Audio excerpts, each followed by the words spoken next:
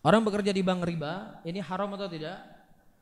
Hah? Rasulullah mengatakan, la'anallahu, ya Allah melaknat, ya akalur riba, wa katibahu, wa maukilahu, wa syahidahu wa humus sawa.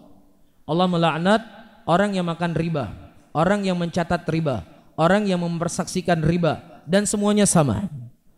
Tidak ada beda, tidak ada dosa yang Allah Subhanahu wa taala menyamakan semua dosanya dibandingkan dengan riba. Orang berzina, dia melihat orang berzina, haram atau tidak?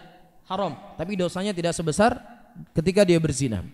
Seseorang ketika dia menuangkan atau dia melihat orang minuman, dia menyaksikan orang mabuk-mabukan misalnya, atau dia membawa minuman khamar, ya dia dosa atau tidak?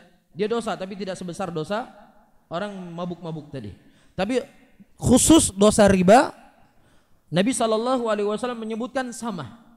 Misalnya antum dipanggil oleh seseorang, wahai fulan sini sebentar, kamu jadi saksi, saya meminjamkan uang kepada dia 10 juta, dibalik kepada saya 12 juta. Kamu saksi saja, tanda tangan. Ya sudah, kita ikut tanda tangan.